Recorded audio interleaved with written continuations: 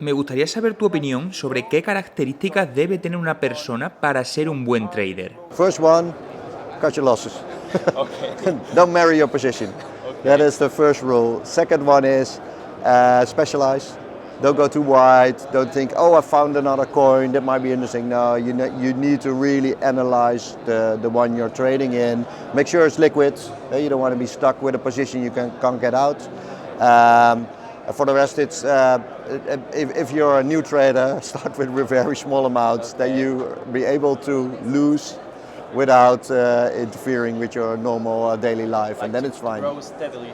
Grow steady and make sure that you always take profit, set it aside for periods that it doesn't work so well, because there will always be good periods and there will always be bad periods, and you don't know. Yeah, of course, yeah. Los chicos están preocupados por las decisiones de la Fed. ¿Cree que en 2023 la Reserva Federal bajará los tipos de interés? I think the rise will be be lower.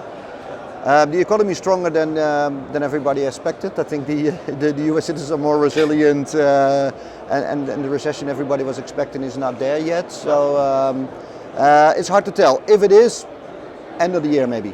Okay. But not on a short, not sooner. Bajo tu punto de vista, ¿cómo pueden afectar estas políticas al mercado actual y a Bitcoin? Well, regulation is an important part of politics, and what you've seen last week with Kraken and the staking is that they think they're following the rules and the guidelines, but apparently they weren't doing it well enough. Okay. So the guidelines need to be more explained and more clear. And it's very hard, politically wise, to sort of gather the whole blockchain space into one regulation, because it's so many different angles. I mean, a game is different from an exchange, and you can't put it in the same regulation, and NFT is something else as well. So it will take time before the government is kind of ready to have the whole whole spectrum in place. But yeah, it is important. You can see that, but on the other hand, now all of a sudden Hong Kong is opening up again, and you see people see that as a positive sign. I think in the end it will all go in the same direction, and we will see positive and negative things along the way. But the general direction, and that's what you hear in the conference as well, is that it's going to be in place, and governments are adjusting to it, but it's a slow process. Okay, yeah. So many players, so many different industries. Yes, and not a lot of knowledge. It's a relatively new space still, and the ones that are responsible for regulation are there for 30 years in traditional finance, and now all of a sudden they need to think about an NFT, and it's like, what is this? I'm used to T+3. That means I have a trade and a 3-day later settlement, and now it's instant. What's happening? So people need to evolve, and the more people that are grown up in this time,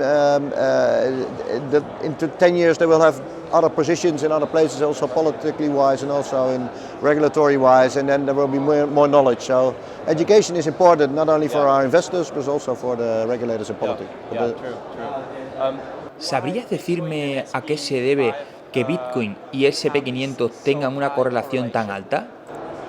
It's risk on, risk off. It's it used to be not correlated, or actually reverse correlated if you go 3-4 years back. But I think because of the inflow from institutional money, and although it's still a little bit, they tend to look more at the risk perspective, and it is a risky asset. So as soon as the markets turn, they will take it out. It's also a very liquid asset. Okay. So if you're in the weekend, you think the market turns, you cannot dump your Apple shares, but you can sell your Bitcoin. So it has the advantage of a global 24/7 trade is also a disadvantage that people can pull out easily. But still, I think it's a risk thing. Institutional money looks from a different perspective, and that's why you see more correlation. But yeah, to be honest, last year everything went down. Yeah. Except for commodities. That was the situation. ¿Las estrategias que utilizan los fondos de inversión para invertir en criptomonedas son las mismas que las que se utilizan para invertir en renta variable? Yes and no. So there's actually two types. You got your traditional venture capital that invest in a firm, and that could be an exchange like FTX. There were a lot of traditional VCs in there. But it could also be a combination of equity and tokens. or tokens that give right to future equity. So with HODL we look at the token side with equity from a venture perspective. So we do not have shares in, for example, public entities as Coinbase. So we always look at projects that have tokens. But if you want to have the large VCs, then token projects are too small. They need to be in the bigger things in the space, otherwise they can allocate the money. I mean, what's the use for them to do a 500k ticket? It makes no sense. So you have to have a larger company, an exchange or a platform or something like that that actually can attract. So there is an overlap, but because there's tokens involved, sometimes there's also differences. And it's from which perspective you're looking at. Smaller companies and blockchain companies and crypto companies will look at the token plus equity side, and the traditional VCs will look at more larger Coinbase kind of style companies. Mis seguidores me preguntan cuál es el motivo de que ahora muchos bancos hayan decidido unirse al sector cripto. Well, it depends what you call investing. I think the major move in 2022 was custody. So all the large banks in the US that have assets under custody or assets under administration in the traditional finance, they started in the crypto as well to offer custody.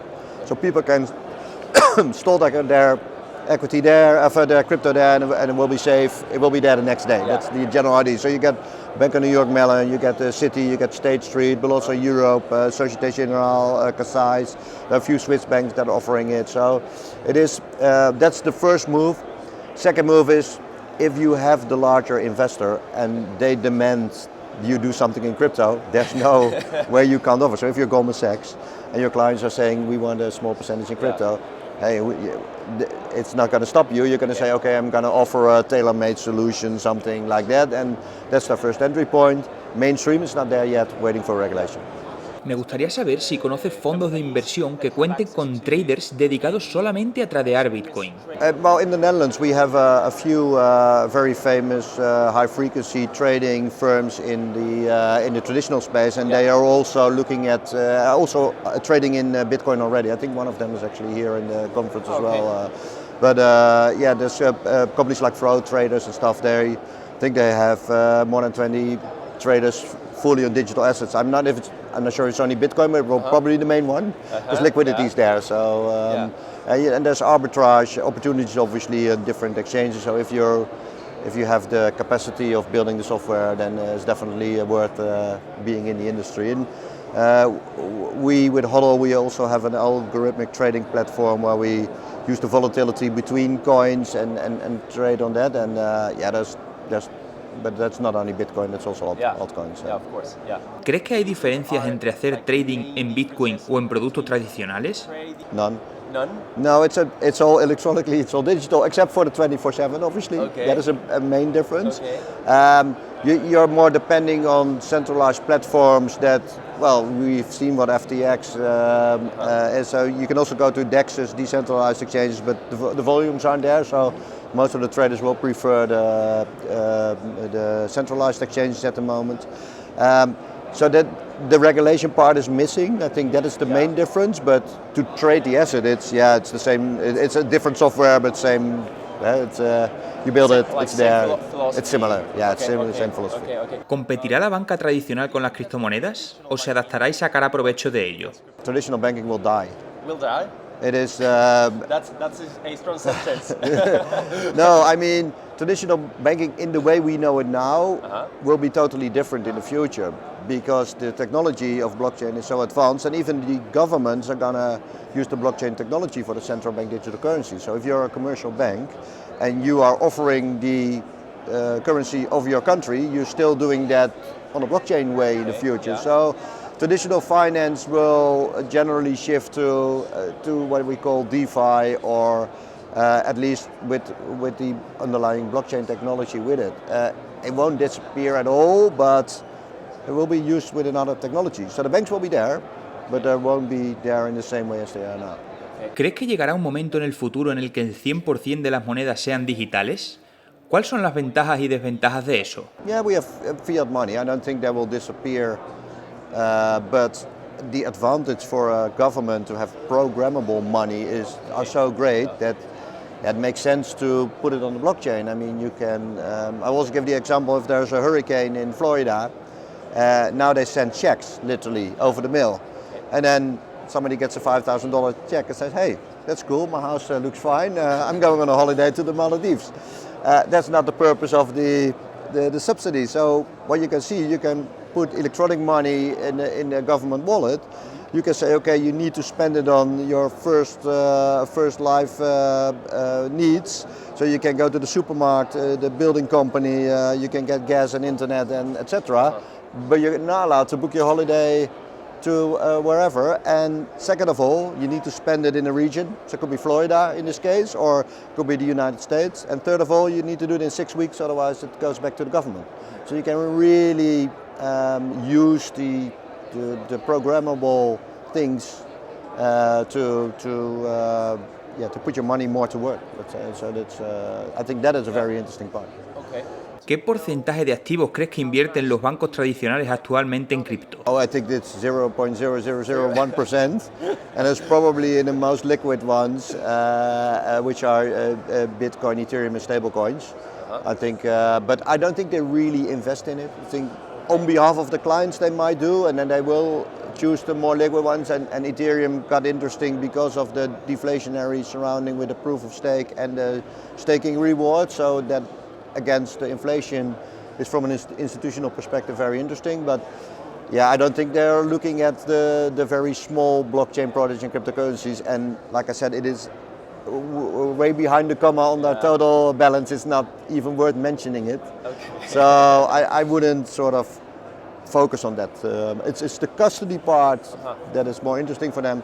Investing in it, I don't think they're actually doing that a lot. Okay. ¿Hay alguna estimación sobre cuál podría ser la capitalización del mercado cripto en los próximos 5 o 10 años? Yeah, so it will be huge compared to what it is now. So now I think we have a market about $1.2 trillion, which sounds like a lot of money, but that's half the market cap of Apple. So it's very small. If you look at the whole financial system, I think that's about $500 trillion, so we're at 0.2%. I think that will easily go to 2%, so then you're talking 10x from where we are now. Okay. And I think with 2%, if I look at the media, I'm on the conservative side of the business. But it's not happening in 3 months. This will take a few years to get there. But we'll definitely get there because we get a lot of signals from the market that people are investing. I think the most interesting to look at is the amount of developers last year that went into the blockchain space in a bear market. So that says something about what is happening. And if you look at the parallels with the internet, when the internet came up, you saw from the banks and from the IBMs of this world, they all went to the Apples, the Facebooks, the Amazons, the Googles, etc. And now the smart capital is going to the blockchain. So you see similar patterns there. So, but it will take time. The internet took a lot of time. It took, I think, a decade before it was where we are now, and well, actually 2 decades. So it is building. It's going the right direction, but it will take a bit of time. In fact, people are comparing this situation today with blockchain as internet in the 1999. Yeah. It's early days internet. Yeah. It's there are a lot of parallels, and the market you saw last year has very much similarities with the dot-com bubble, where companies disappeared that were not more than a .com, but actually didn't do anything, and now the good companies will thrive. So yeah, I think we need this to make the industry better. Okay, thank you so much. No, thank you guys. So Very nice. Good, Y todo eso no hubiese salido igual sin la ayuda de Alejandro, un emprendedor que conocí un día antes del evento en Valencia y que me salvó la vida para que la entrevista en inglés saliese como habéis podido ver. Desde aquí le agradezco de corazón su ayuda y le deseo mucho éxito en sus proyectos futuros.